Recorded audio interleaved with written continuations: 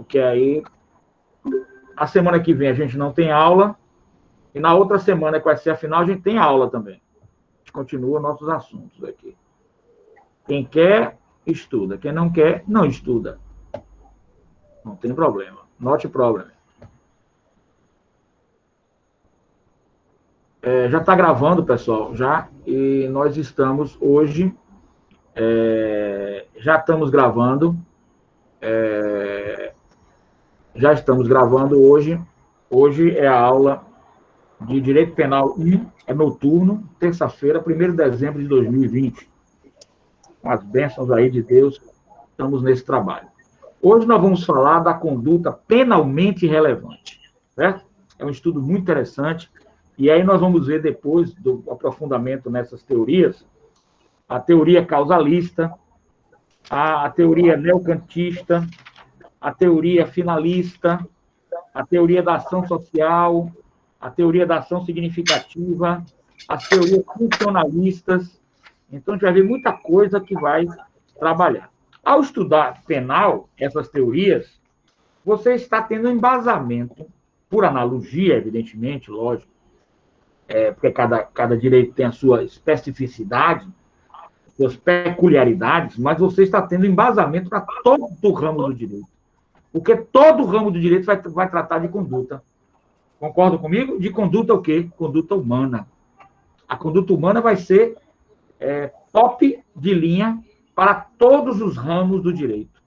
Todos os ramos do direito serão estudados. Já vi que eu e você temos algo em comum, né, Adilson, pela sua camisa. Com certeza. Mas eu sabia que tem algo em comum com você.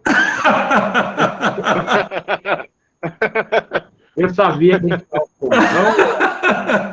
Não tem nenhuma desse nosso algo em comum. Mas vamos continuar.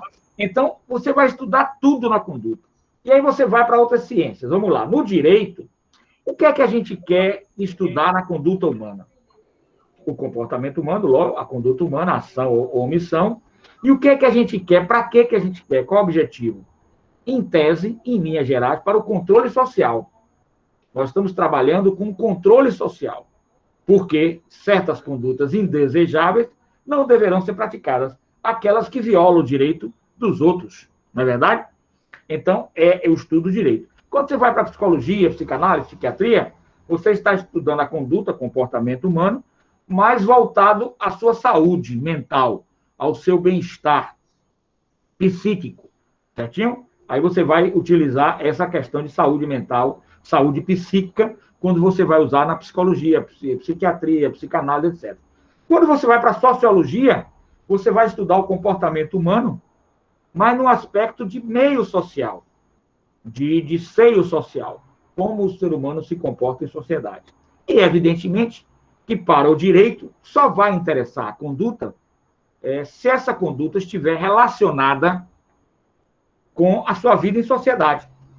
Porque se você estiver numa ilha deserta, sozinho, você está numa ilha deserta sozinho. Nessa ilha deserta sozinho que você se encontra, vamos imaginar aqui, você está numa ilha deserta sozinho. Nessa ilha deserta que você se encontra, você vai ter o estudo da sua conduta humana, gente? Vai ter? E aí? Não. Em tese, não. Porque até mesmo você sozinho, existe um direito inalienável. É o direito à vida. Então, esse direito à vida que você tem, que você vai ter esse direito à vida, você não pode tirar a sua vida. Você estará violando um direito universal. Então, você note que o direito, até mesmo você sozinho, ele vai estar presente, certo? Só por essa colocação. Aproveitando aqui, nós temos um esboço feito sobre a questão da conduta penalmente relevante. A conduta penalmente relevante é aquela que, em tese, inicialmente está tipificada. Isso nós estudamos bastante. Então, a conduta penalmente relevante é aquela que envolve um fato típico. Ou seja, matar alguém, né? Matar alguém é um fato típico? É um fato da vida real que pode ocorrer? Se ocorrer na vida real e se enquadrar no tipo penal, nós estaremos diante de quê? Fato típico. de um fato típico. Este fato típico, ele é, inicialmente, que nós vimos, formal. É uma formalidade, mas ele se aprofunda. Ele não fica só aí. A conduta tipicamente punível, a conduta humana tipicamente punível, ela simplesmente dentro, ela está dentro dessa situação de você conduta penalmente punível, ela está dentro de uma situação inicial de adequação do fato da vida real com essa adequação com o fato típico. Adequou-se, houve adequação ao fato típico, nós temos uma conduta penalmente relevante. Essa é a nossa tipicidade, que nós vamos poder chamar de tipicidade formal. Mas após essa tipificação formal, e sem querer entrar nos substratos, ou seja, sem querer ir para antijurídico e culpável, nós teremos ainda outra situação na tipificação. Qual seria essa outra análise, gente, dentro da tipificação?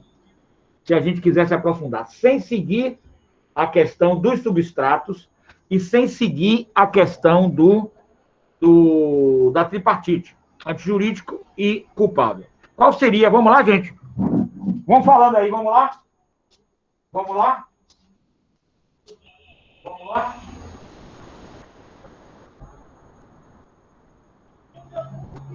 Vamos lá, gente, bora? Vamos lá, gente, bora? Vamos lá, gente, bora? Quem se agora aí?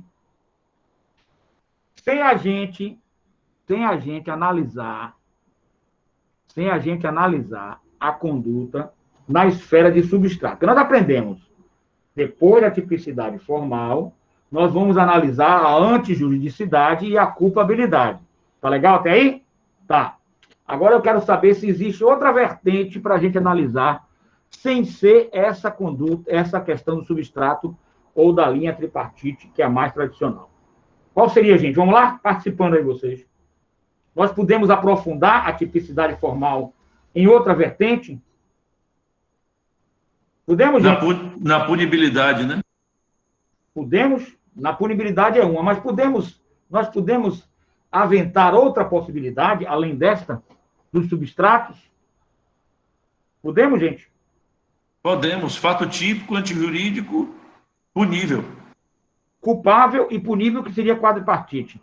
Mas vamos esquecer a tripartite e a quadripartite. Vamos esquecer agora. Para esquecer, quer dizer, pelo menos no momento.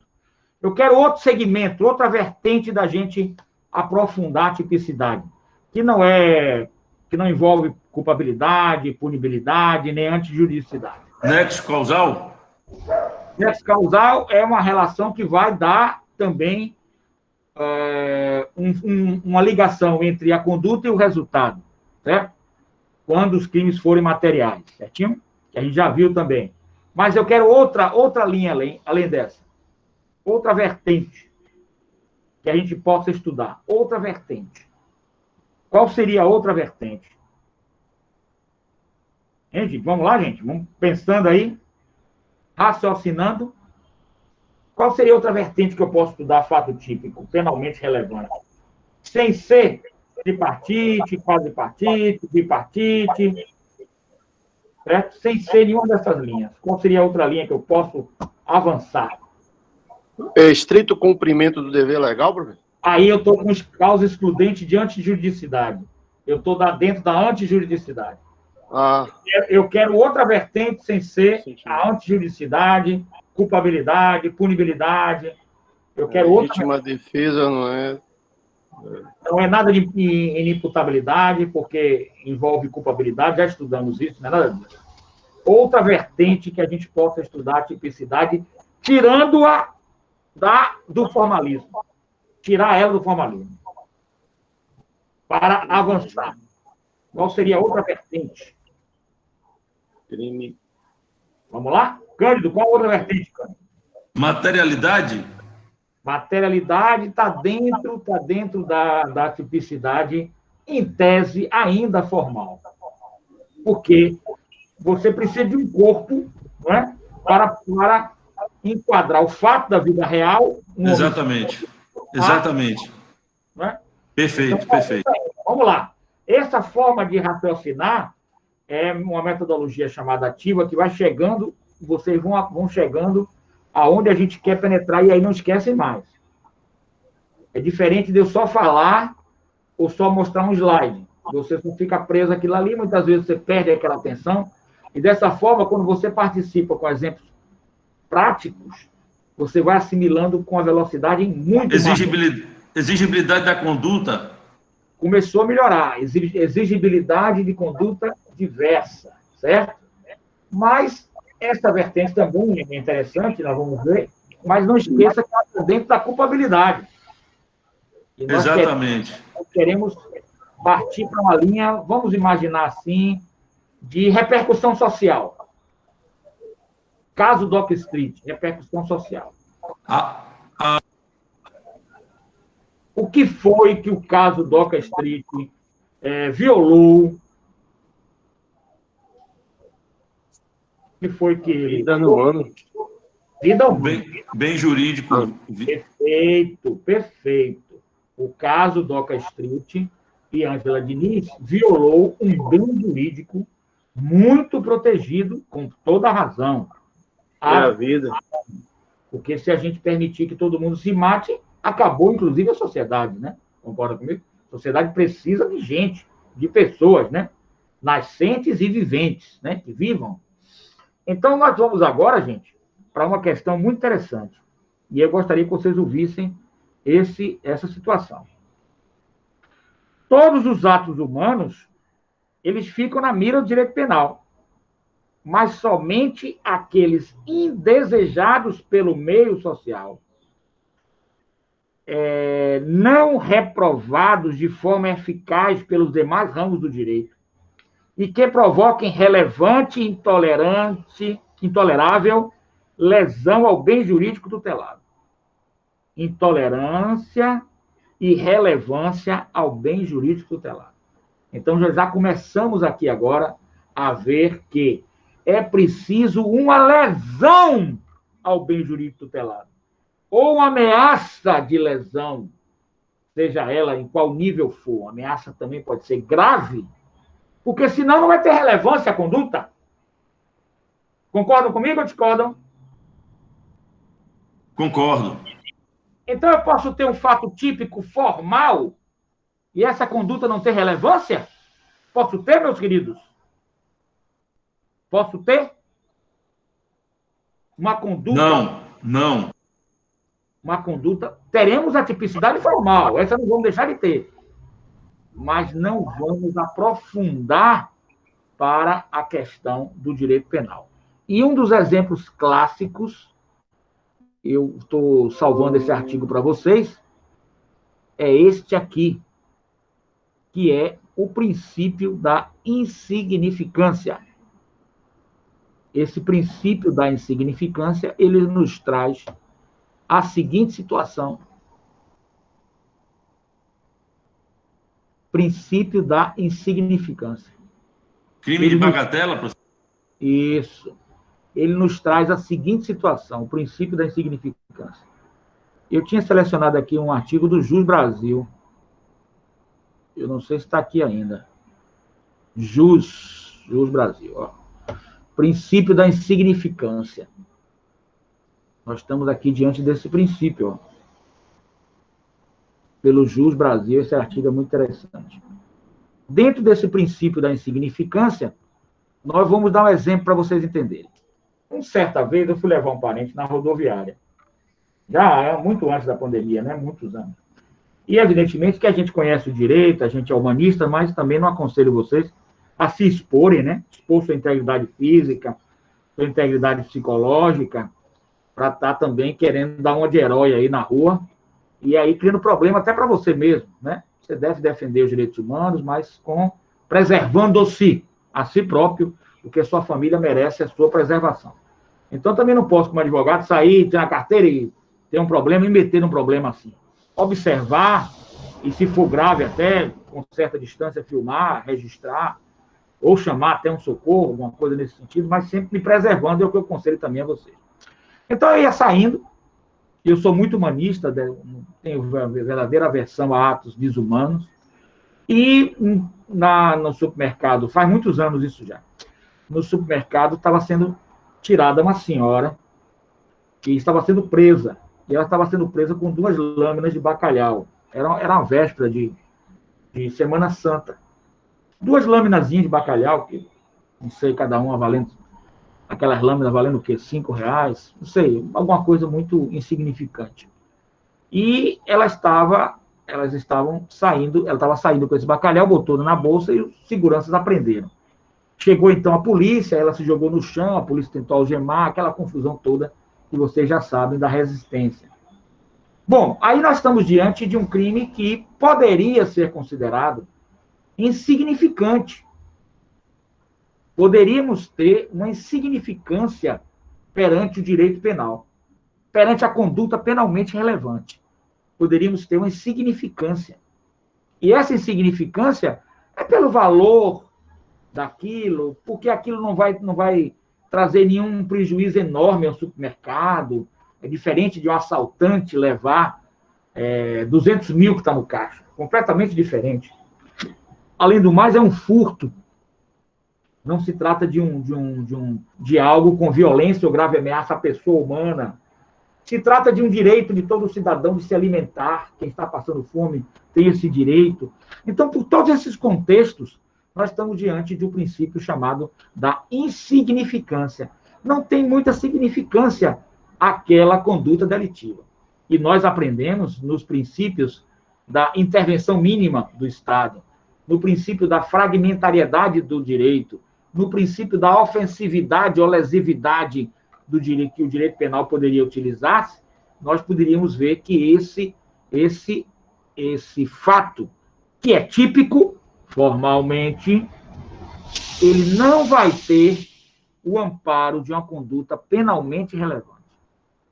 Mas existe, nesse caso do crime insignificante, existe o nexo causal, né? Ou seja, a conduta e o resultado. Mas essa insignificância, por exemplo, na conduta, onde é que está? Está na necessidade, por exemplo, do agente? Aí nós temos aqui, esse texto, em que ele vai colocando a questão da insignificância. E aí vamos ver essas palavras de Carlos Vico-Manhãs. O juízo de tipicidade, para que tenha efetividade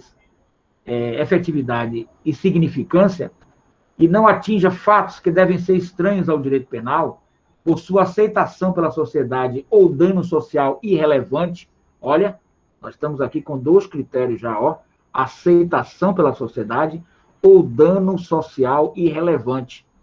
Deve entender o tipo na sua concepção material, como algo dotado de conteúdo valorativo. Ele está dizendo aqui que nós temos 2 situações.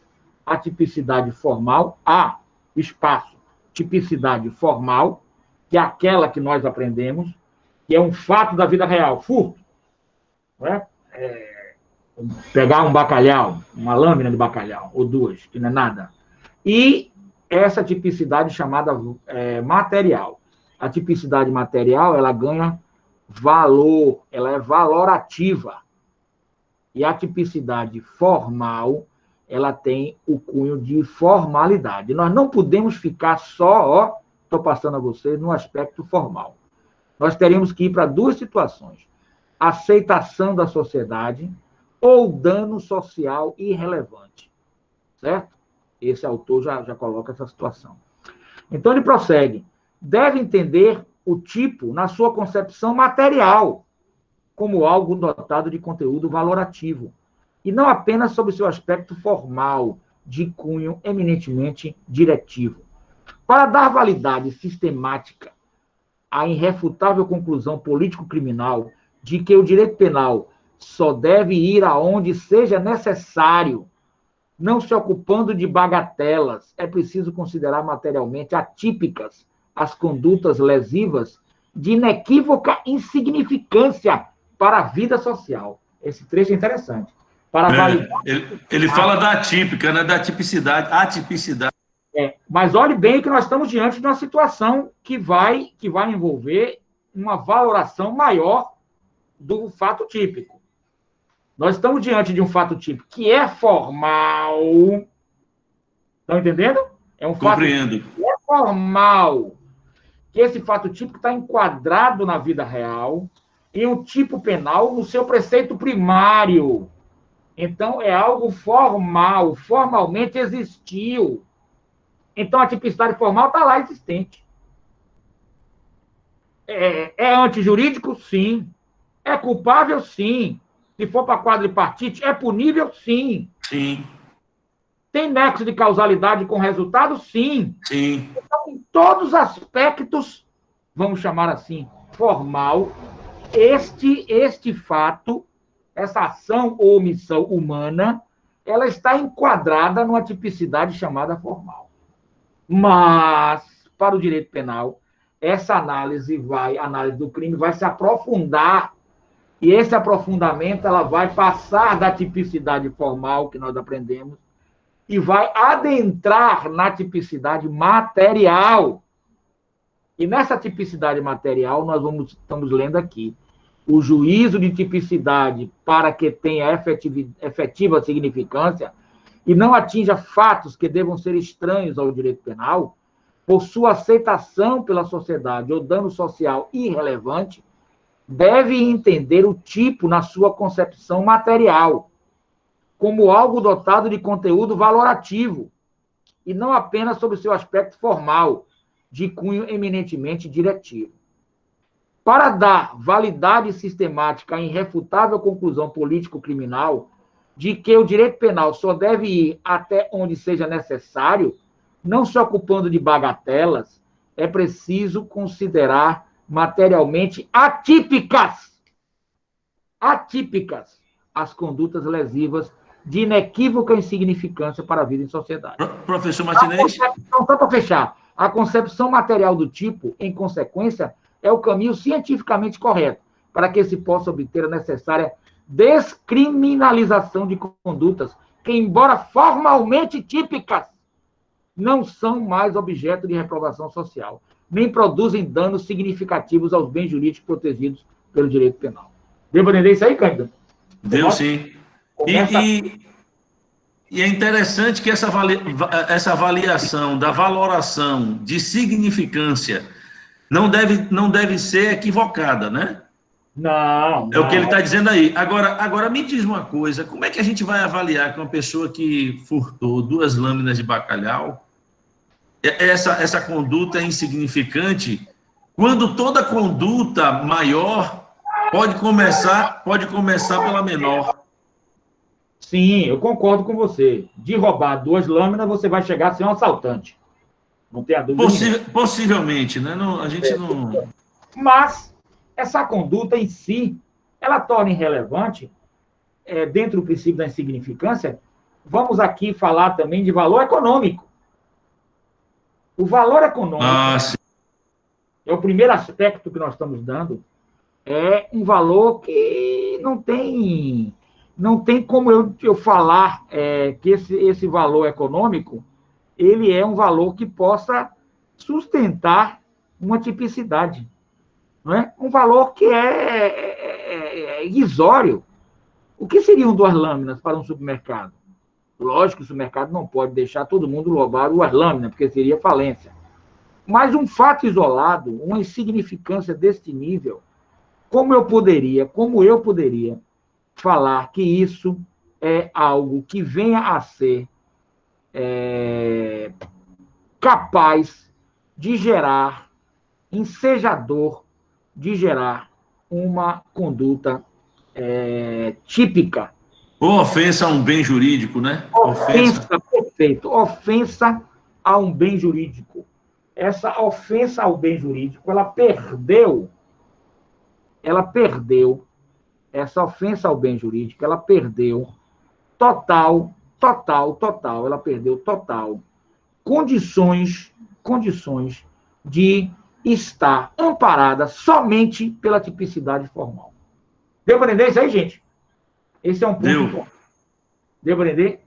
Aí, por exemplo, se você quiser, Você pode transportar isso para o direito civil. Vamos imaginar um contrato de locação de uma loja, contrato de locação de R$60 mil de uma loja, certo? R$60 mil, é um contrato de locação altíssimo, né? Uma loja comercial. E diz nesse contrato que qualquer vazamento ou qualquer questão hidráulica deve ser consertado em 24 horas sob pena de rescisão. Só para ter ideia, certinho? Só para ter ideia nesse contexto. Só para ter ideia nesse contexto. Então, o que acontece? Você tem esse contrato de locação, você tem que houve uma pingueirazinha mínima, de um dedinho ali, e passou 24 horas. Isso é insignificante? Lógico que é insignificante. Será que deve ser cumprido o contrato para a rescisão? É uma interrogação. Isso fazendo analogia também com o direito civil. O princípio da insignificância tem a origem de um direito romano e refere-se, então, à relevância ou à insignificância dos objetos das lides. Toda e qualquer demanda deveria não apenas ensejar o judiciário e implicar em uma consequência jurídica, ou haveria um limite mínimo para a incidência do direito. E ele vem com o princípio da insignificância. Insignificância penal. O princípio da insignificância da bagatela é um dos princípios do direito penal e integra um dos elementos do crime, pela perspectiva do professor Guilherme de Souza Nutt, aí entre aspas, né? Após a segunda Grande Guerra, nos novos estudos, de direito penal provocaram o surgimento do movimento denominado de Nova Defesa Social. Segundo lição de Oswaldo Henrique, Dueck Marques, afasta-se do positivismo e volta a afirmar o livre-arbítrio como fundamento da imputabilidade, demonstrando que o crime é a expressão de uma personalidade única, impossível de haver a padronização sugerida pela escola fundada por Lombroso. A Nova Defesa Social reconhece que a prisão é um mal necessário, embora possua inúmeras consequências consequências negativas, devendo-se, no entanto, abolir a pena de morte. Prega ainda descriminalização de certas condutas, especialmente aquelas que são consideradas crimes de bagatela, evitando-se o encarceramento indiscriminado. Certo? Então, aí você tem a Nova Defesa Social. O direito penal deve atuar como única e última alternativa diante dos fatos e não como a busca principal. Do contrário, viver-se-ia pela pretensão de vingança e punição. Sendo assim, ignorar o aspecto da insignificância ou bagatela equivaleria a ensejar o poder punitivo do Estado em força maior que a demarcada pelo próprio ato do autor. Em face disso, a depender da natureza do fato, os prejuízos ocasionados podem ser considerados ínfimos ou insignificantes, e desse modo incidir o princípio da bagatela pela absolvição do réu. Pela absolvição do réu. Nessa perspectiva, dispõe o artigo 59 do Código Penal.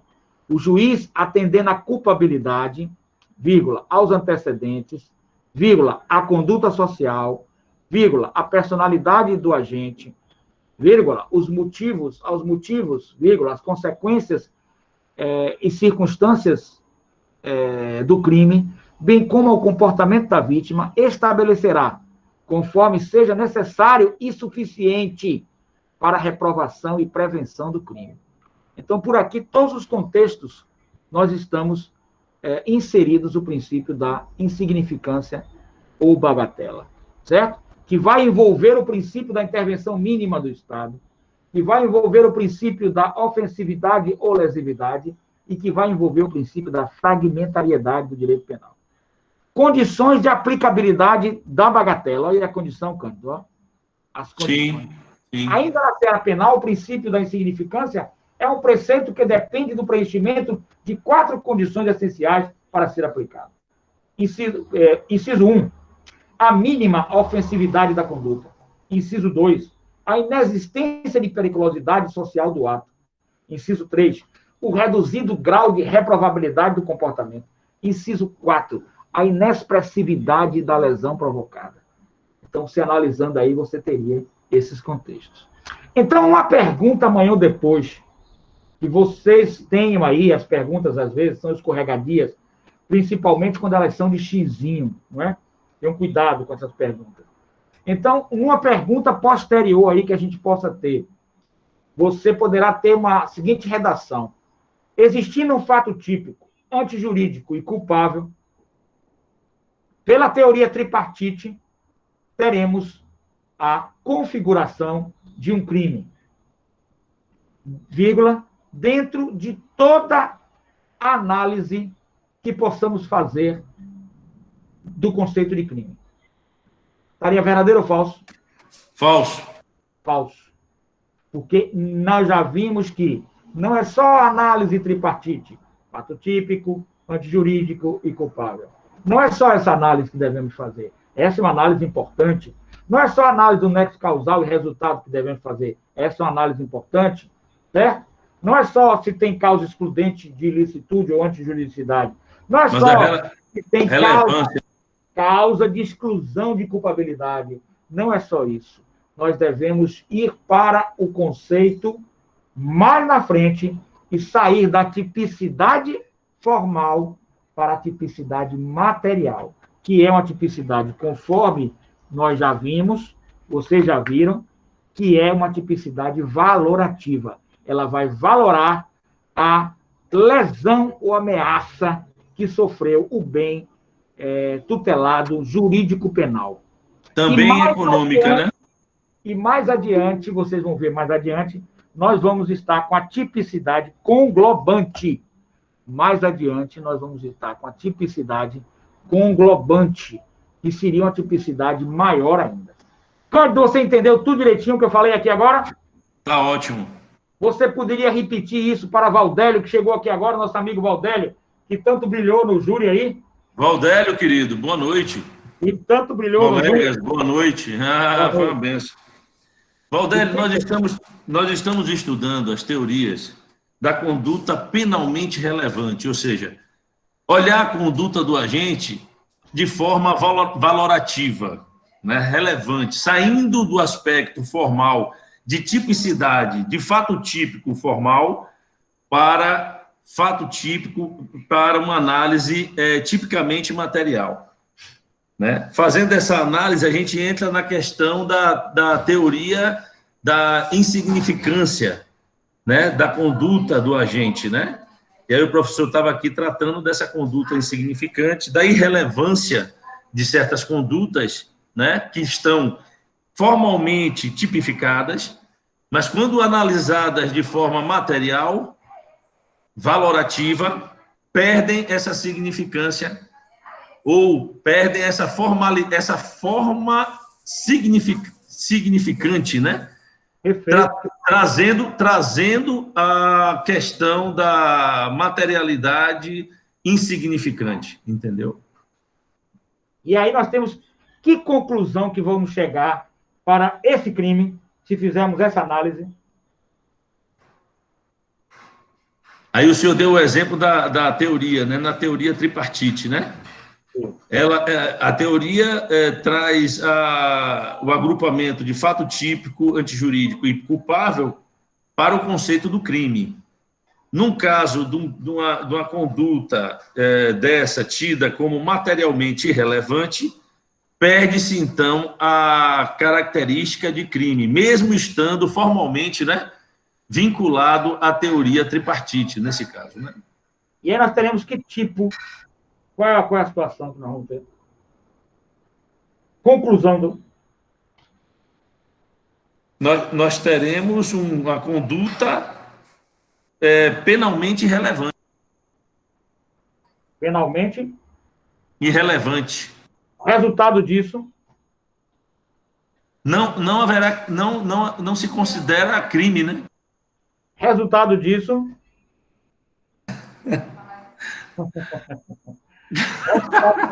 Estou gostando. Não será punido, né, professor?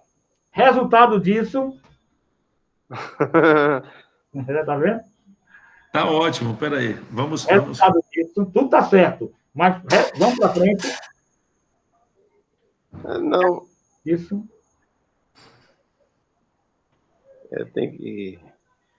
Nós teremos o quê? O que é que concorre? Está tudo certo vocês falaram. Resultado disso... Absolvição do réu. Perfeito. Mas tem uma situação técnica que nós temos que falar. Para absolver o réu, nós temos que falar alguma coisa tecnicamente. O que é que nós poderíamos falar tecnicamente? Não houve... Ó, vamos lá, para você entender melhor. Absolvição própria ou absolvição imprópria? Nesse caso, absolvição própria. Própria. Nós podemos dividir a absolvição própria em algumas situações? Podemos, não podemos? Podemos. Uma das situações que nós vamos poder dividir é a falta de provas, né? Certinho? Exatamente. Né? Ela tira o nexo causal. Certinho? Ela tira o nexo causal. Então, o autor tem que estar vinculado ao nexo causal, mas ela tirou. Qual é a outra situação que a gente pode também dizer que nós temos essa absolvição? Excludente de antijuridicidade. Não. Você está certo, mas mais. Qual é outras situações também? Quantas situações? Olha, quando você tirou essas lâminas, você está furtando, né? É um furto, não é isso? Exatamente. Exatamente. E se esse princípio da bagatela vai tirar isso, vamos chegar aqui à conclusão. Que não houve crime. E o resultado disso, qual é a conclusão também? Outra, em cima de não houve crime? Tecnicamente falando. O senhor está querendo o termo técnico, né? É o termo técnico. Parece que sumiu. Fácil que vocês nem imaginam qual é o termo técnico. É tão fácil. Inexigível conduta. Enquadramento de um fato da vida real num tipo penal. Certinho? Aí certo. Esse enquadramento eu vou para a tipicidade formal. Tá perfeito. Certinho? Tá, beleza. Perfeito. Aí depois a tipicidade material, valorativa, que nós estamos vendo até agora. Que gerou a bagatela, ou o princípio da bagatela, ou da insignificância. O que acontece quando eu faço essa valoração? Diga, Valdélio. Absolvição, professor? Absolvição. E eu não vou falar e daí, não, porque daí vai lembrar certas situações das quais eu não quero lembrar. Afasta de mim esse cálice, hein? E daí... Não quero lembrar o daí. Vamos esquecer o daí. Pronto. Depois disso, qual é o termo técnico? Foi absolvido por que ele foi absolvido? Além do... De provas. O que a insignificância gerou nessa situação? A falta de provas, professor? A falta de provas, não, porque tem provas que ela roubou. Ah, tá. Não tem falta de prova nesse caso. Direito é puro raciocínio, gente. Quando você aprende a raciocinar, rapaz, você vai longe. Quando você aprende a raciocinar juridicamente. Quando você aprende a raciocinar juridicamente, você vai longe. E aqui vocês estão aprendendo. Vamos lá. É chamado o princípio da bagatela ou insignificância, aquele que trata de ações tipificadas como crime, mas com um efeito concreto é completamente irrelevante e não causa qualquer lesão à sociedade, ao ordenamento jurídico ou à própria vítima. Seu conteúdo deve ser reconhecido aos julgadores em todas as instâncias para que não se detenha na dedicação de incriminar condutas de pouca ou nenhuma expressão social e econômica. Certo? E aí lá ele vai descendo. Então, o que é que vai ocorrer? O seu microfone está dando microfonia. O STF, Superior Tribunal de Justiça, estabeleceu a necessidade de 4 requisitos para caracterizar o crime como insignificante. Certo? Aí já é uma decisão do próprio STF. Mínima ofensividade da conduta, total ausência de periculosidade da ação social, reduzido grau de reprovabilidade do comportamento, inexpressiva lesão jurídica ao bem. Né? Aí lá vai. Então, tais critérios condutos são revestidos de elevada subjetividade. Antes, o parâmetro para o reconhecimento da bagatela era o valor monetário de até R$100.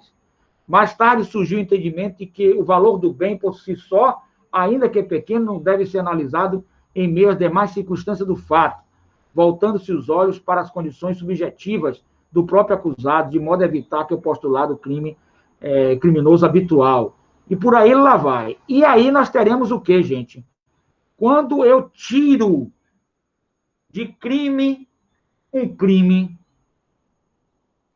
quando eu boto uma situação como crime, eu tenho um termo técnico. Quando eu tiro, eu tenho um termo técnico também. Entenderam? Quando eu tiro, eu tenho um termo técnico. Quando eu tipicidade. É isso que eu queria ouvir. A tipicidade. A tipicidade penal. Certinho?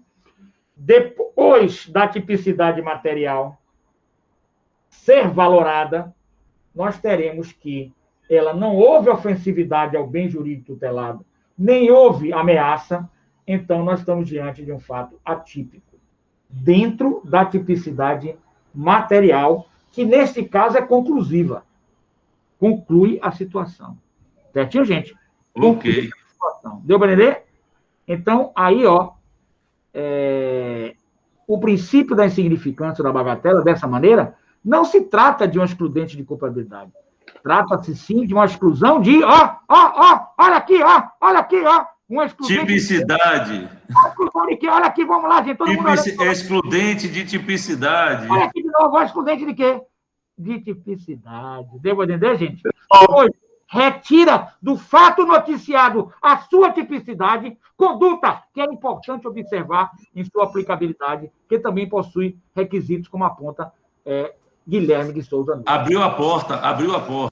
Deu para entender? Agora, aí você tem uma dualidade de que a tipicidade material, tipicidade material valorativa, ela vem em contraponto à tipicidade formal, mas ela vai se sobrepor, no caso da insignificância, ela vai se sobrepor à tipicidade formal. Você entendeu, Cândido?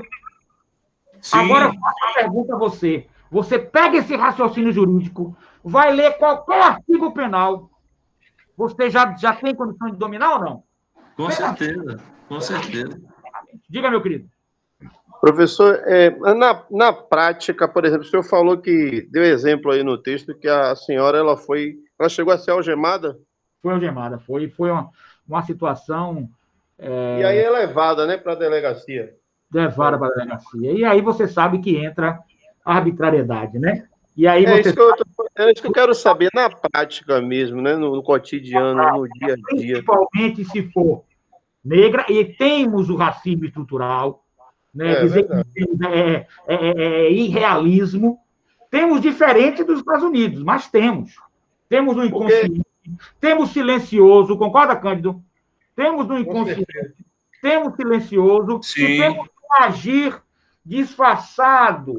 Mas se ela uma senhora negra, uma senhora da periferia e pobre, o tratamento dela foi... Eu pensei em agir, mas eu também não aconselho vocês a ficarem arrumando briga, porque você não vai fazer mais nada, vai ser Dom Quixote. Não interessa, não é isso que eu quero de vocês. A gente tem que escrever, tem que levar com consciência à sociedade. Eu pensei em tirar minha carteira ali, como advogado, e tentar ajudá-la, mas esses casos são perigosos, sabe por quê? Porque você só ajuda quem lhe pede. Porque você tira a carteira que quer ajudar, a gente fala para ela assim, a senhora conhece esse advogado? A senhora quer que ele lhe ajude? Ela disse, não conheço ele não, você já se quebrou. Em segundo lugar, se você para ali, ela disse, o senhor é o quê dela? O senhor também vai para a delegacia, porque o senhor está envolvido nesse crime? Você percebeu? Como você quer fazer uma coisa de bom coração e boa fé e pode ser distorcido para vocês, então não aconselho vocês a, digamos assim, arriscarem a sua integridade física e a sua integridade psicológica. Se você tipo de que você não arrisque, tudo bem. Como estava algumas pessoas filmando lá, eu deixei.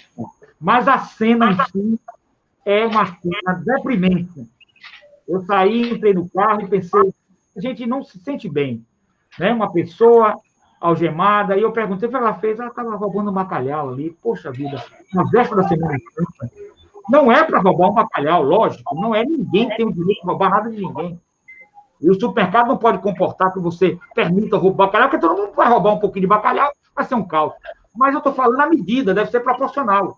Olha, a senhora, por favor, devolva esse bacalhau, a senhora não vai fazer mais isso, a senhora não vai entrar mais nessa loja, sei lá, alguma punição que seja mais proporcional, evidentemente. Mas diga, meu querido. Não, porque esse tipo de crime ele ocorre corriqueiramente, né? Corriqueiramente, lamentável. E vai aumentar, né, com a fome e a miséria que nós estamos vivendo. Vai aumentar e muito. Porque E aí, na prática, já existe jurisprudência, né, para isso, que é Já, o próprio Supremo, já, o crime bagatela. Esse crime vai da queixa na delegacia, porque. Ela fica fichada, não, né?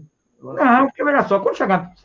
Pode até ficar presa, porque é um país que, desculpe a expressão, não se cumpre, né, o que deveria. Mas se ela pegar um bom defensor público, que ela não tem condições de pagar um advogado, o defensor público vai utilizar na cara o crime de bagatela, o princípio de bagatela, e vai pedir tudo isso que nós estamos pedindo aqui agora. É bom que se diga, professor. Me permita, que Deus me ouça aqui agora, que vocês sejam os próximos defensores públicos dessa nação. Que Deus permita que se realize essa profecia. E vocês se lembrem dessa aula, e eu esteja um professor velhinho, e veja vocês atuante, que eu possa estar em paz, porque eu sei que vocês estão fazendo o papel de vocês de fazer uma defesa social justa, mais do que justa, para essa pessoa. Lógico que ela tem que ser dissuadida, eu sou também defesa da defesa social, de professor? novos atos desse, lógico. Esse ato um pouco constante, entendeu? Foi hoje, aí passa uma semana, vai de novo. Essa análise... Tem que haver uma forma de agora não é colocando no chão, algemando, dando mapilão. E essa análise da insignificância dessa conduta desse agente, trazendo ao entendimento da exclusão de tipicidade num caso desse, traz a gente também aquela frase, faz a gente lembrar daquela frase, né? A lei trata igualmente os iguais, desigualmente os desiguais, justamente para igualá-los, né? Perfeito. Muito bom, viu, Cândido? Excelente. Aí, nós estamos aqui formando verdadeiros juristas. Agora, como o João disse, falou, tem que se analisar o caso concreto, ver se ela está praticando uma conduta reiterada, porque já modifica completamente, ou se é uma conduta no desespero, no momento de necessidade. E essa avaliação é feita pelos agentes públicos, né? Pelo Ministério Público, deveria, né, num país civilizado, pelo delegado, pelo doutor delegado, pelo doutor juiz, e buscando-se meios de reinserção social, de correção desses atos, que não podem ser reiterados, lógico, não tem dúvida nenhuma desse ponto. Agora, não há necessidade, aí eu falo da desproporcionalidade, dessa algema, dessa coisa toda. Agora, evidentemente, por outro lado da moeda, tem pessoas que resistem, né? Fazem coisas erradas e resistem, quer desafiar até os policiais e até mesmo os seguranças. Deveria existir um meio, não sei, aí um pensamento meu, eu só estou com mente pensante, né? Não tem o Gabriel Pensador, tem o Martinez Pensador, né? Então, como pensador, assim, posso modificar meu pensamento, porque pensamento é pensamento, né? Viu, professor? Uma injeção que pudesse dar na pessoa quando ela estivesse muito alterada, e ela adormeceria um pouco, né? Entendeu? Uma injeção pequena, um toquezinho, como faz um animal quando você quer que ele pare um pouco de estar excitado, e ele conseguiria controlar essa pessoa, não precisaria nem algemar, levaria, no caso dela, para um SAMU, alguma coisa, para poder ela voltar normalmente, com toda a cautela, porque também uma injeção dessa pode matar, a situação é complexa, não é tão simples assim, não.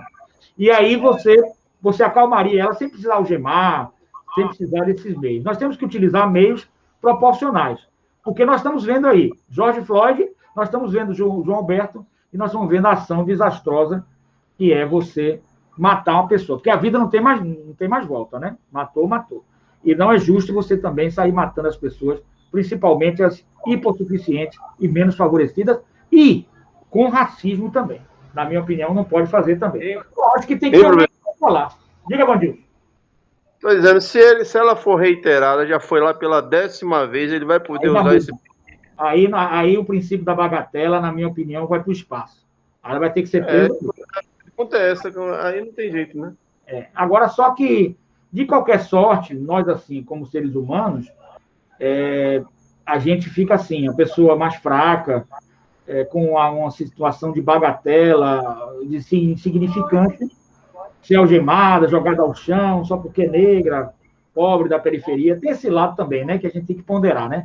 Tem que existir um mecanismo, a gente tem que estudar um mecanismo que melhore essa situação, principalmente para as pessoas que são menos desfavorecidas, né? Nós não podemos também aceitar esse tipo de...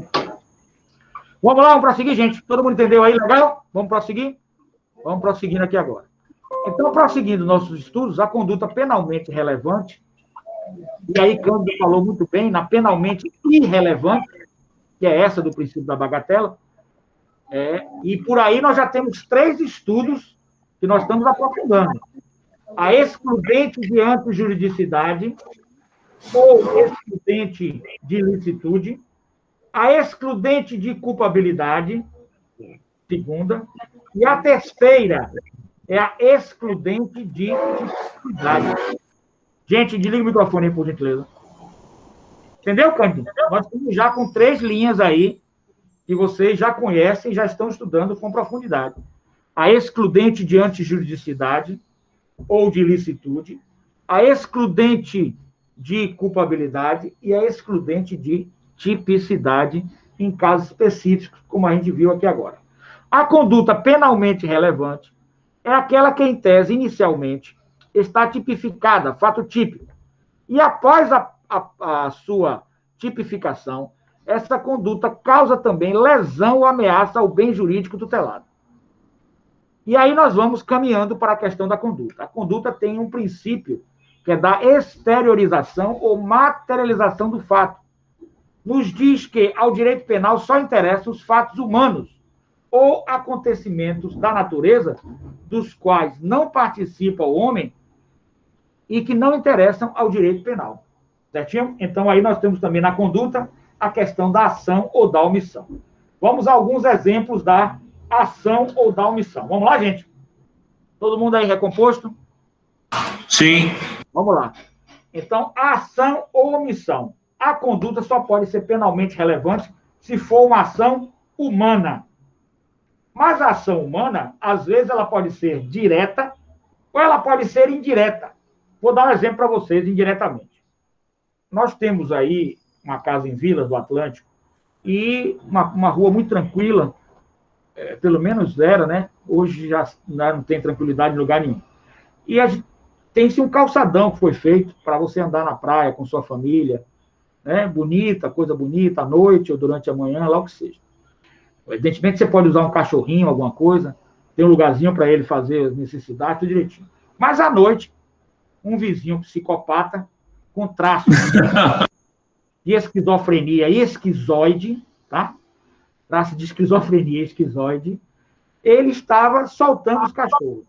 2 condutas podem ser avaliadas. Ou ele saltava propositalmente, ou ele negligenciava o portão aberto. Certo? Aí nós temos 2 posições. Na primeira, quando ele solta propositalmente, você tem a conduta da comissiva, de ação.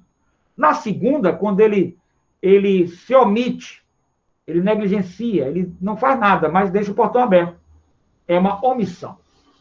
E aí a pessoa andando de noite, né, de repente aparecem aqueles 2 cachorros enormes na sua frente.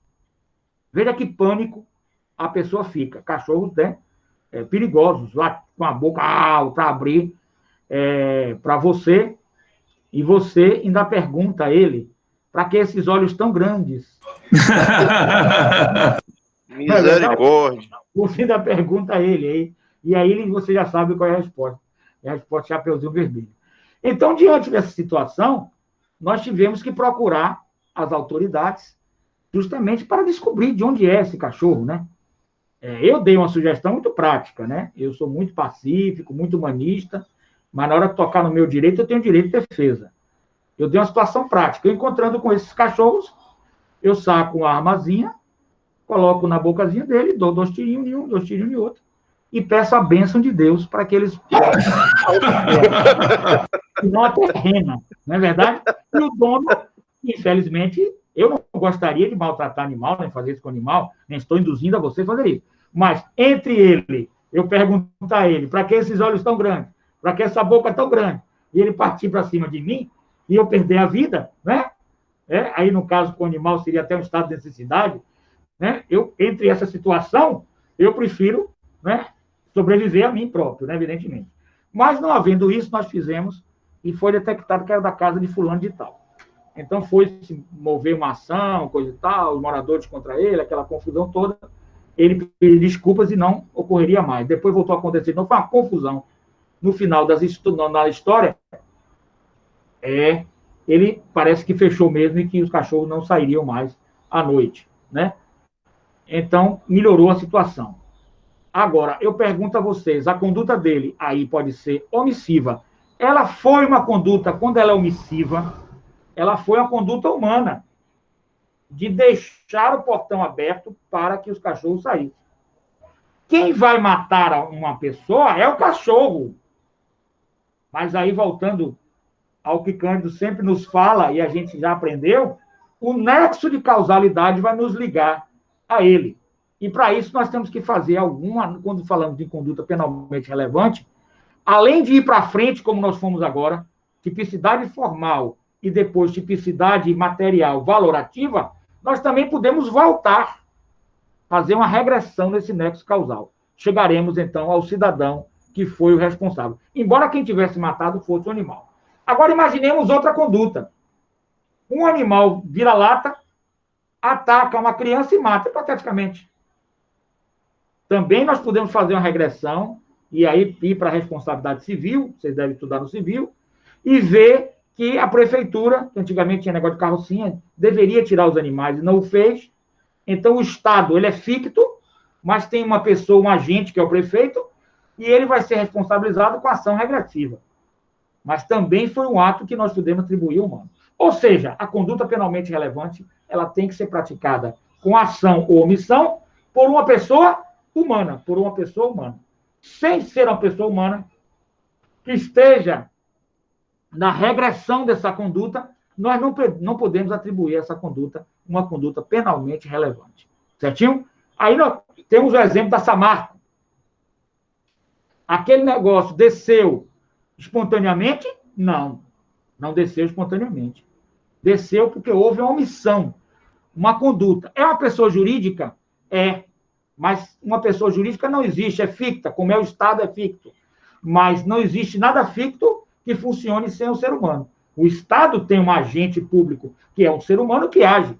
A pessoa jurídica tem um administrador que age também, e que vai ser responsabilizado, como no caso da Samarco.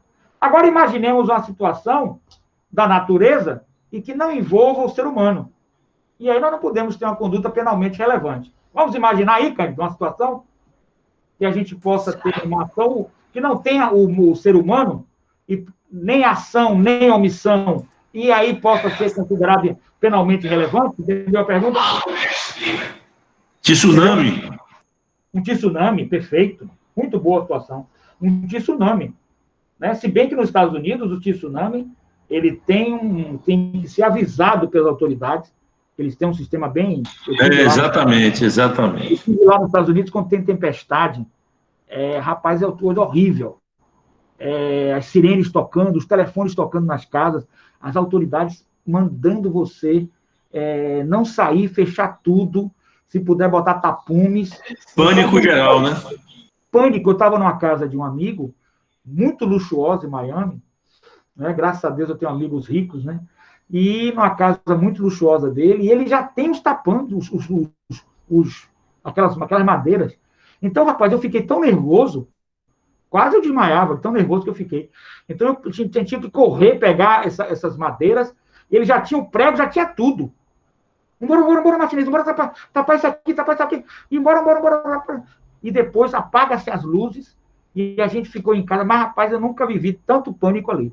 As telhas pareciam que eu caí mesmo. Certo? Graças a Deus não houve nada. Então, aí nós temos também que é um efeito da natureza e que tem que ser avisado aos moradores nos Estados Unidos. Se não for avisado, nós teremos uma omissão do Estado. Depreender? Omissão do Estado. Que pode ser penalmente relevante, não sei a legislação especificamente de lá desse Estado, mas poderia ser o agente público responsabilizado, seja na ação regressiva, seja na ação direta. Entendeu? Agora, aqui no Brasil, como não tem lei nenhuma de avisar, se aparecer um tsunami aí, ninguém vai ter que avisar nada, você vai receber a galinha pulando mesmo, porque não vai ter nada que lhe avise. Né? Concorda comigo? Nada que lhe avise. É verdade. E o Estado ainda vai dizer, meu amigo, isso é fato da natureza. É um fato, de motivo de força maior, né, que pode ser lidida a qualquer responsabilidade penal. Evidentemente que a responsabilidade civil, ela independe da responsabilidade da conduta penalmente relevante. Por exemplo, uma árvore, se ela tiver sadia, não tiver fofa nem nada, ela cai e destrói um carro. Conduta penalmente irrelevante. Porém, civilmente, a prefeitura poderá ser chamada às falas, porque essa árvore estava para cair, não estava? Existia previsibilidade ou não? E aí você entra na seara civil. Aí eu dei os conceitos da conduta penalmente relevante no sentido da ação ou da omissão.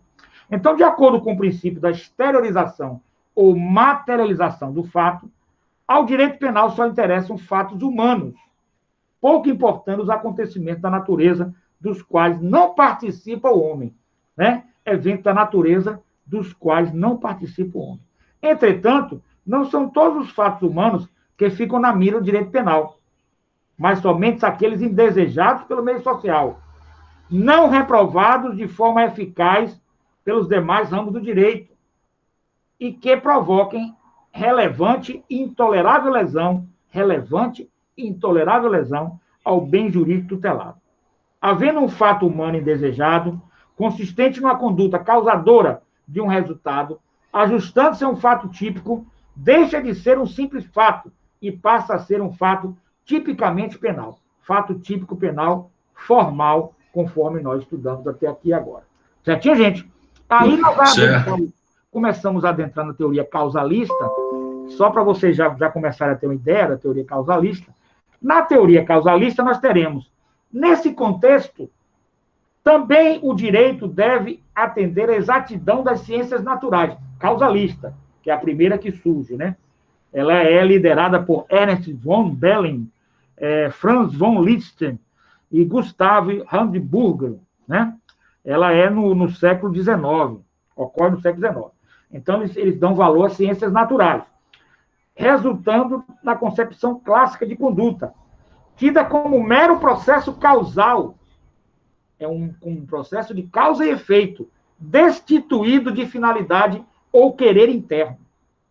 Trata-se de um movimento corporal voluntário, conduta causalista, tá? Que produz uma modificação no mundo exterior, perceptível pelos sentidos. Não deixa de ter algum sentido a teoria causalista.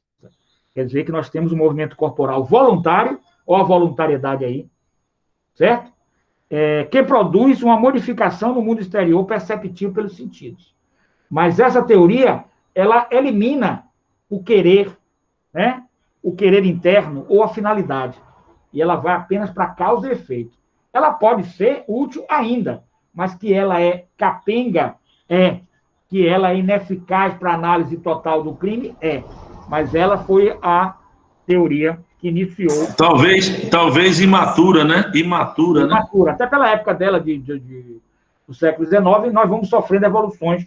Depois passando para neocantista, depois nós passamos para finalista, depois, antes da finalista, temos a conduta da ação social, de significância da ação, que é outra teoria, e essa significância da ação é muito importante também, muito, muito vista, mas o que vai prevalecer é a finalista e depois as funcionalistas que vão prevalecer. Mas nós temos que dar todas as teorias para vocês entenderem, certo? Então, nós temos que ela é um movimento corporal voluntário, certo? Não importando a finalidade do agente, certo? Movimento corporal voluntário. Deu um soco, a pessoa caiu, morreu. É matar. Ela não deixa de ter razão, mas tem que saber os meandros desta ação.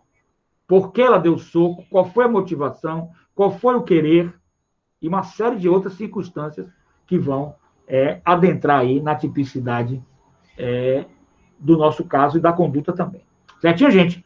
Então, conduta penalmente relevante é aquela que, em tese, inicialmente está tipificada, fato típico, e após a sua tipificação, essa conduta causa também lesão ou ameaça ao bem jurídico tutelado. Aí já teremos uma tipicidade mais evoluída, não só a tipicidade formal, mas a material. Princípio da exteriorização, materialização do fato, nos diz que ao direito penal só interessam fatos humanos, ou acontecimentos os acontecimentos da natureza, dos quais não participa o homem, não interessa ao direito penal. Disso resulta geração do fato típico, antijurídico e culpável, ou culpado, mais conduta relevante penalmente. Então, aqui nós temos esse mais, tá? A gente vai utilizar, para uma análise do crime mais aprofundada, a teoria tripartite, e depois dessa teoria tripartite, a gente vai utilizar o mais conduta relevante penalmente ou penalmente relevante. Segundo o professor Rogério Sanches Cunha, nos dito in verbis, entretanto, não são todos os atos humanos que ficam na mira do direito penal, mas somente aqueles indesejados pelo meio social, reprovados de forma eficaz pelos demais ramos do direito.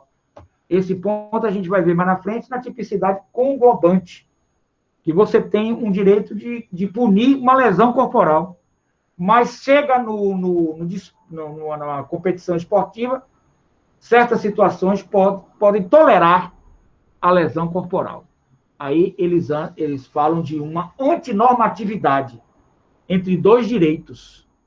Um direito que pune a lesão corporal, outro direito que não pune, né, o direito desportivo, lá, nesse sentido de que o esporte permite a lesão corporal. Por exemplo, o boxe, o UFC. E por aí lá vai. Então, aí que entra a tipicidade conglobante, a teoria. Aí eu pergunto, é uma contradição um direito penal não permitir ou proibir, tornar ilícita a lesão corporal, e outro permitir a lesão corporal numa esfera específica? Não estaríamos diante daí de um conflito ou uma antinormatividade? É isso que o professor Rogério Sanches Cunha está falando. E que provoca irrelevante e intolerável, né? Ou seja, olha aqui, indesejados pelo meio social, reprovados de forma eficaz pelos demais ramos do direito. Ele está falando aqui da tipicidade conglobante. E que provoca irrelevante e intolerável lesão ao bem jurídico tutelado. Havendo um fato humano indesejado e consistente numa conduta causadora de um resultado, ajustando-se a um tipo penal, deixa de ser um simples fato e passa a ser um fato tipicamente penal, ou seja, um fato típico, certo? Um fato tipicamente penal ou um fato típico, certo? E nesse caso aí, quando ele termina aqui, conclui, ele já vai para tipicidade conglobante, que já está utilizando a formal, já utilizando a material e já vai desembocar na conglobante. O fato típico, portanto, deve ser considerado como ação ou omissão antissocial. Antissocial. E aí eu pergunto a vocês, uma pergunta interessante. Essas condutas que nós estamos estudando, certo? Esse controle social do direito, ele estaria dentro de uma ação ou omissão, em tese, sempre antissocial? Tudo que a gente fala, não esqueça de falar em tese, tá? Em tese, antissocial? Sim, gente. Sim ou não? Sim. Mas você deve colocar esse sim com a ressalva, vírgula. Dependendo da forma conceitual da tipicidade. Dependendo da forma conceitual da tipicidade. Por exemplo, na tipicidade formal, você tem uma conduta que está enquadrada num fato da vida real, certo? E que muitas vezes ela está como tipicidade formal, mas muitas vezes ela não é antissocial. Deu para entender o que eu falei? Deu para entender, não, gente?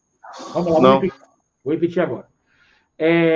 Eu estou perguntando a vocês se toda conduta penal ela é antissocial, penalmente relevante. Ela é antissocial? Eu respondi que sim, o senhor Sim. disse que... Em tese. Em tese. Vamos lá, porque em tese? Vamos lá, porque em tese? Vamos lá, porque em tese? Em tese, nós temos que, quando você pega um fato da vida real, por exemplo, esse furto, bagatela, princípio da significância, e você vai adequar aquele fato típico, né, o furto. Você vai ter a tipicidade formal, está lá ela. Formalmente ela está existindo. Certo? Agora eu pergunto, ela é antissocial? Deu para entender o que eu falei? Não. Ela é antissocial.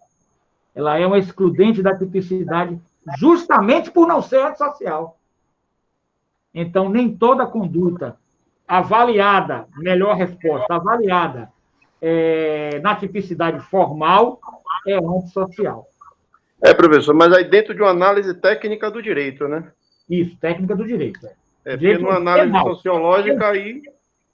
Sociológica já temos outros aspectos, mas dentro do direito jurídico penal.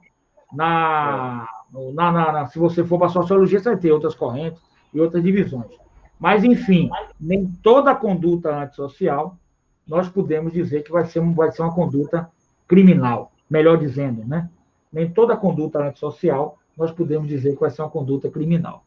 Mesmo que, inicialmente, numa tipicidade formal, a gente a veja como punível, como tipificada, mas quando passamos para a tipicidade material, com a espaço tipicidade material, nós vamos ver que ela pode não ser valorativamente não antissocial, e ela desconfigura a tipicidade formal. Certinho?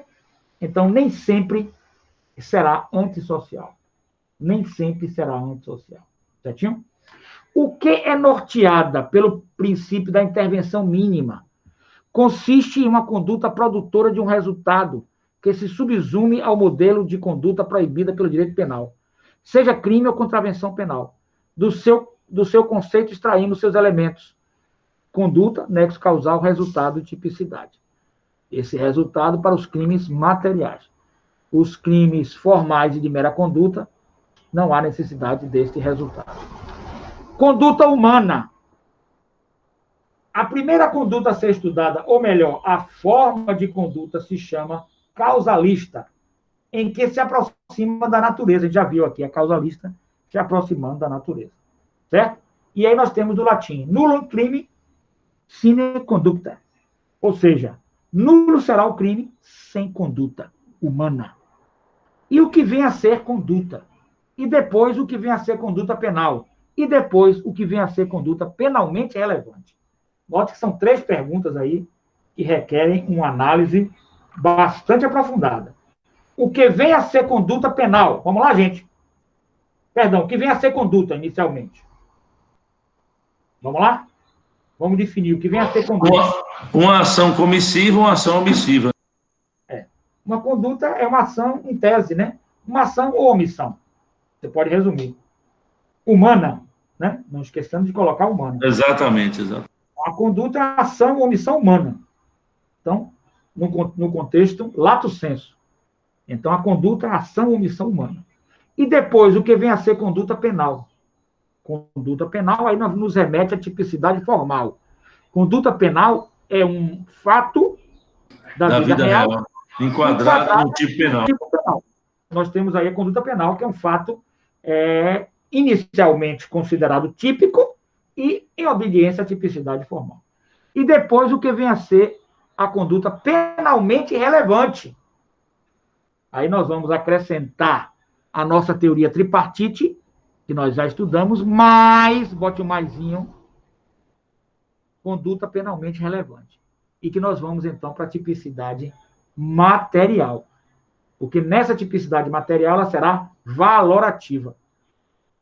Para que nós possamos ter uma conduta penalmente relevante, nós temos que passar pelo o conceito analítico de crime, substratos, vamos imaginar aqui o tripartite, mais a tipicidade material. E nessa material a gente vai ter que ter valoratividade dela. E qual é a valoratividade dela? É uma conduta que causa lesão ou ameaça a um bem jurídico tutelado? é uma conduta reprovável, é uma conduta que atinge repercussão social adequada, e aqueles quesitos que no básico, que a gente deve dominar, são esses quesitos aqui. Certo? Considerar o valor do bem lesado com a conduta pelo ponto de vista do autor do fato, da vítima e da própria sociedade. Segundo, analisar a lesão ou bem jurídico de modo amplo, ou seja, no conjunto e na totalidade da lesão, além da reincidência do réu. Ó aqui, ó, Vandilson, Guilherme de Souza Nucci, ó. Ele está falando de... A incidência, né? Está falando do princípio da insignificância. Olha que interessante. Além da reincidência do réu. Quando a gente mais estuda, a gente vai vendo que o que a gente está estudando está dito pelos autores. Terceiro, por fim, considerar particularmente os bens jurídicos imateriais de expressivo valor social, como aqueles que, embora não tenham valor econômico expressivo, possuam valor de interesse geral. Né? Possuam aquele valor de interesse, a honra, a dignidade, não tem valor econômico. Mas muitas vezes não vai poder ser considerado um princípio de bagatela ou da insignificância por causa de seu valor, que não é material, mas ele é imaterial. Então, por aqui a gente já viu essa situação. Então, aqui você tem que a conduta é ação ou omissão humana, e depois vem a conduta a ser penal. Conduta a ser penal a gente pode entender aí como tipicidade formal, um fato da vida real é enquadrado no tipo penal, ponto. E depois vem a ser a conduta penalmente relevante. A conduta penalmente relevante é, para a gente simplificar, os substratos, fato típico, jurídico culpável, né, na tripartite, né, no conceito analítico de crime, se a gente quiser usar o tripartite, que é o mais tradicional, mais tipicidade material, que é uma tipicidade valorativa, que é uma tipicidade que vai valorar. E aí nós teremos, então, por final, houve ameaça ou lesão ao bem jurídico, houve ameaça ou lesão a um bem jurídico tutelado, né? Um bem jurídico tutelado, foi ameaçado ou violado, de forma a exigir a intervenção estatal, sim ou não? Sim, é relevante. Aí nós temos a conduta penalmente relevante. Gente, ficou claro isso aí? Ficou. Clareza solar. Clareza solar. E aí, vocês ficaram com alguma dúvida? A gente vai continuar de hoje a 15, viu? De onde a gente parou. Ok. De hoje a 15, porque para a semana a gente vai estar preparando-se para o AV3 e eu estarei terminando de concluir as notas, botar as notas direitinho de vocês. E a gente vai de hoje a 15, que vai ser a final. A gente vai estar aqui dando aula. Quem for fazer final, tem o dia todo fazer final. Acredito que vocês irão passar sem final. É um pensamento meu e eu espero concretizar esse pensamento. Certinho, gente? Ok, professor. Alguma dúvida que eu possa ajudar vocês até aqui? Eu acho que foi bastante produtivo hoje, né?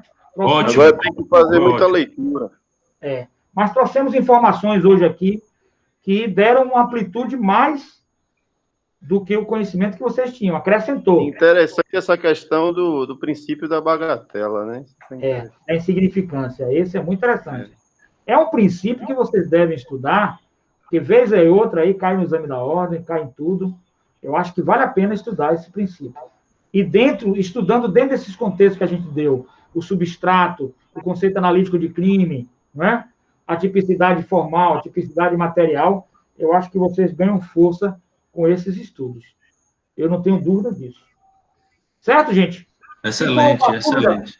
Já tem muita informação, eu acho que a aula foi produtiva hoje. Os conhecimentos adquiridos. Eu vou deixar no AVAR, não só a aula de manhã, mas a aula de noite.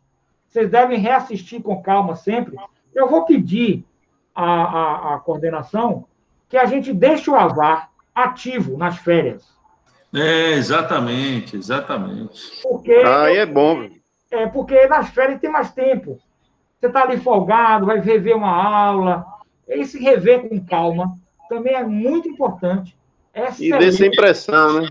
Sem pressão, sem aquele corre-corre do dia a dia. E serve de base para o curso de férias, né?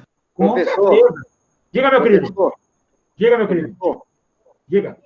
Faça isso mesmo, professor, porque no semestre passado só foi eles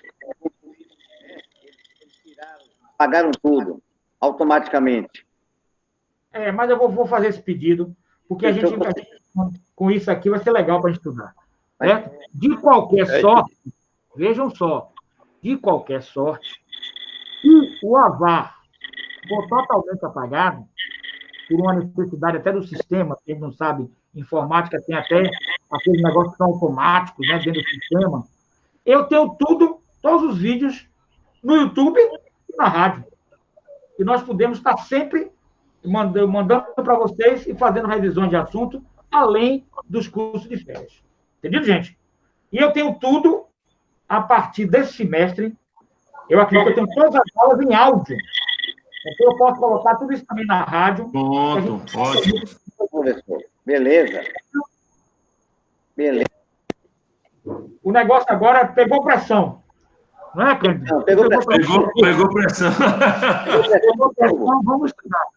Vamos estudar. Agora não podemos perder esse ritmo. Não pode perder. A gente está atrás do 9,9, viu, professor? 9,9. Vocês vão ter nota boa, com certeza absoluta. Tenho certeza que o trabalho de vocês foi muito profícuo, muito produtivo. Eu fiquei muito feliz com as turmas e, com certeza, vou pesar na mão, né? Pesar na mão positivamente, né? Pesar na mão positivamente. Para que vocês tenham nota boa que vocês merecem. Foi o mérito de vocês. O júri, os estudos, parabenizo a vocês. Muito feliz de participar com vocês aí. De hoje a 15, voltamos aos nossos estudos e a qualquer momento, fiquem atentos na rádio e tudo. Tem um grupo aí que é dos jurados. Se vocês quiserem entrar, opção, entrem porque é interessante. Eu já entrei, professor. Eu já entrei. Então, estamos firmes nesse grupo aí. Quero também, o Vandilson também. Certo. E agora o Flamengo. E agora o nosso Flamengo, né? Com certeza. Libertadores. Libertadores. Estamos juntos. Meus amigos, muito obrigado. Muito obrigado. E eu fico aí à disposição de vocês. Estamos juntos sempre para a gente trabalhar cada vez mais forte aí, tá bom? Grande abraço, que o nosso Senhor Jesus... Jesus abençoe, Deus abençoe. Tenha uma semana abençoada em nome do nosso Senhor Jesus. Eu vou... Um abraço, professor. O Cândido, apareça. Ok.